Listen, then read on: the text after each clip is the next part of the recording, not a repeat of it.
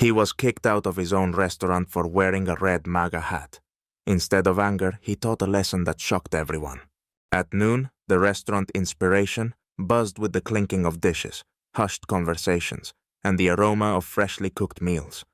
Customers enjoyed the ambiance, discussing business or simply taking a break from their busy day.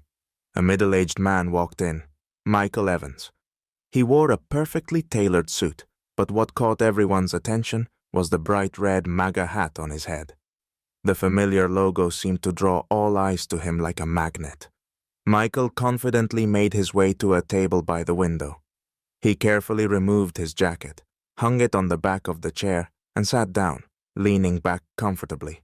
His demeanor exuded the calm confidence of someone accustomed to both admiration and animosity. Among the staff, his presence caused visible tension. Carlos, a young waiter, froze when he spotted the hat. He had moved to the country a few years ago, chasing the dream of a better life, and over time had developed a deep distrust of symbols like this one. To Carlos, the Maga hat was more than just an accessory. It was a challenge he took personally. Why here? Why this cozy restaurant? There's no place for people like him here, Carlos thought, his irritation growing. To him, the customer seemed to have deliberately chosen this spot to stir up conflict or make others feel uneasy. Approaching the table, Carlos tried to maintain a professional facade, but his irritation seeped into his tone. "Excuse me, sir, but we can't serve you," he said. Michael turned from the window to face the waiter, surprised by the abruptness of the words. His face remained calm, his voice steady but firm as he asked, "Why?" Carlos crossed his arms defensively. He felt the need to stand up for his beliefs. "Your presence may disturb other guests," he replied, avoiding direct eye contact. Michael paused, frowning slightly. His calmness felt like mockery to Carlos, and his next question only heightened the waiter's tension. "Are you sure about that? Or is it just you who's bothered?" Carlos felt the gaze of his co-workers on him. Some seemed to disapprove of his bold approach, but remained silent. His indignation boiled over. He knew exactly what he was doing, Carlos thought, unwilling to back down. "Sir, we cannot serve you in this establishment. It's our policy," Carlos insisted, avoiding looking to the manager for confirmation. Michael nodded softly, his expression calm. He didn't raise his voice, argue, or show displeasure. Instead, his tone was almost kind. "I understand, but I think you'll regret this decision."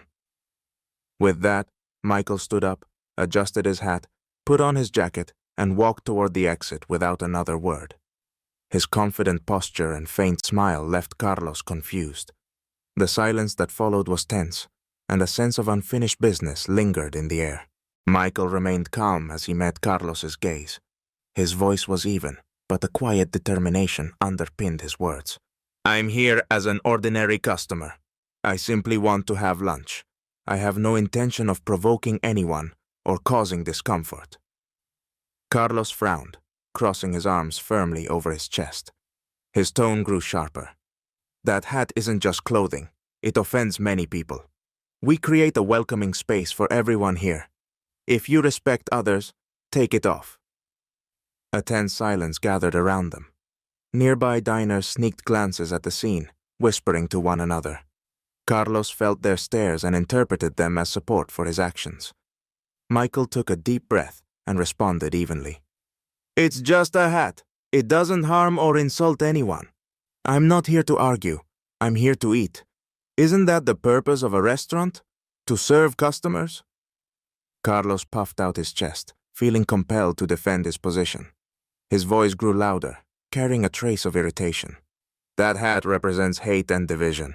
If you want to stay, you'll have to take it off. Otherwise, I'll have to ask you to leave." The tension in the room escalated. Some diners openly turned toward the commotion, curious to see the man in the red hat who remained calm under pressure. Others avoided looking, unwilling to involve themselves in the brewing conflict. Michael scanned the room, noticing a few people nodding in support of Carlos, while others appeared uncomfortable or distanced themselves from the situation. Rising from his seat, he adjusted his jacket and said firmly, but without raising his voice. Very well, if that's your stance. But remember, this decision might cost you dearly. Carlos stiffened for a moment, but quickly brushed off the words, convinced he was doing the right thing. I have no regrets. I'm standing up for what I believe in, Carlos said stubbornly. Michael gave him a pointed look, shook his head slightly, and walked out. His steps echoed in the room, now heavy with silence. Customers watched him leave, and Carlos stood motionless, feeling a strange mix of victory and unease. When the door closed behind Michael, Carlos exhaled, reassuring himself that he had done the right thing. He dismissed the customer's parting words as an attempt to save face. Yet, the tension in the restaurant lingered, leaving a sense that this was far from over. The next morning, the restaurant manager, Jessica, sat in her office reviewing reports and planning the day. Her focus was on delivery schedules when the phone rang. The caller ID showed a familiar number, Michael Evans, the restaurant's owner. Calls from him were rare, so Jessica quickly answered. Good morning, Michael, she said in her professional tone. Good morning, Jessica, Michael replied, his voice calm but cold. We need to discuss what happened at the restaurant yesterday. Jessica's stomach tightened. What exactly happened? One of your employees refused to serve me, Michael stated flatly. He told me to leave because of my hat. Jessica's heart sank. This wasn't just a minor incident. It was a potential disaster. You? She asked in disbelief. Yes, I was wearing a red Maga hat, Michael confirmed. Instead of providing me with a menu, I was shown the door. Jessica felt a wave of panic. What she initially assumed might have been a small misunderstanding now loomed as a serious issue. Michael, I'm so sorry this happened, she said, striving to remain composed. I'll address this immediately. Good, Michael replied evenly. I expect an explanation and appropriate action. After hanging up, Jessica sat frozen for a moment. Her face tightened as the gravity of the situation sank in. An incident with the owner himself could have serious repercussions. Wasting no time, she called Carlos to her office. Carlos entered confidently, unaware of the situation's scale. He assumed the meeting was about his decision the previous day, and believed he was ready to justify his actions. Jessica, is this about yesterday? He began, taking a seat uninvited. Yes, Carlos, it is, Jessica replied, her tone firm, not inviting him to sit. Do you understand who you turned away yesterday? Carlos frowned, his confidence wavering slightly. I turned away a man wearing a Maga hat. He could have made other guests uncomfortable. No, Carlos, Jessica interrupted sharply. You turned away Michael Evans. Carlos froze, his face drained of color. Michael Evans? He whispered. Yes, our owner, Jessica confirmed. Carlos's mouth opened as if to speak, but no words came out. His mind raced, trying to process the gravity of his mistake.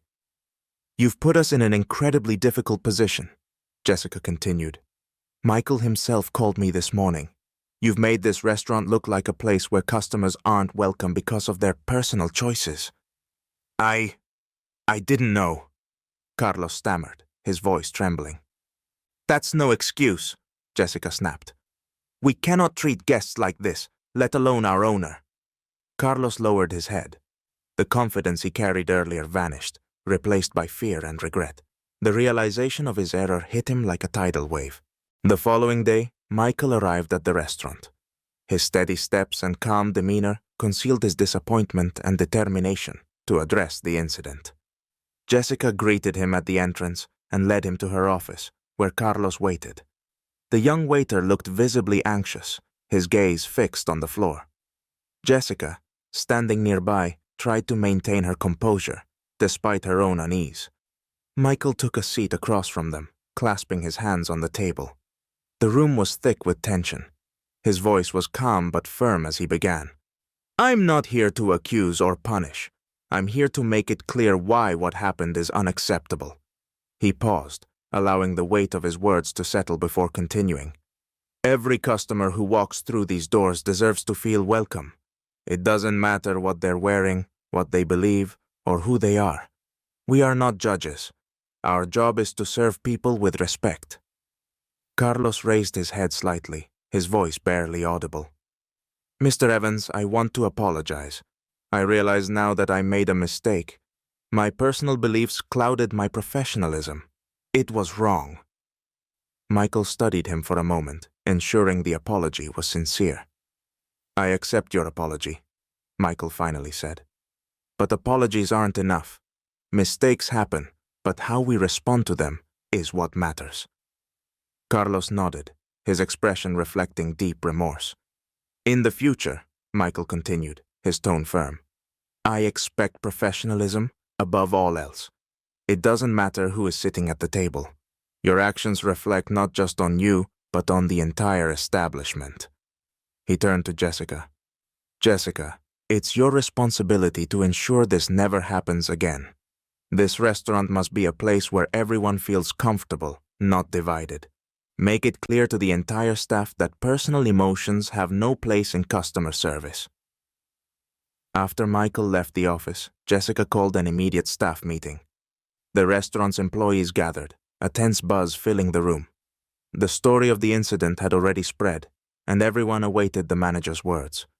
Jessica stood at the front, her voice steady and resolute. I want everyone to know what happened yesterday. One of our employees refused service to a guest because of their appearance. That guest was our owner. Gasps and murmurs spread through the room. Jessica raised her hand for silence. This behavior is unacceptable. Our job is to treat every guest with the same respect and professionalism. Personal beliefs have no place in our service. We're here to unite people, not divide them. She paused, her eyes scanning the room. If anyone cannot follow this principle, they have no place in this restaurant. This applies to all of us. Carlos, seated in the back, remained silent. He didn't need to speak. The weight of his actions was clear enough. In the days that followed, the atmosphere at the restaurant shifted. Jessica organized training sessions to emphasize the importance of respect and professionalism. Carlos worked harder than ever, determined to prove he had learned his lesson. This incident became a pivotal moment for the staff. A reminder that professionalism is about more than skill. It's about leaving personal biases behind and upholding the core values of fairness and respect.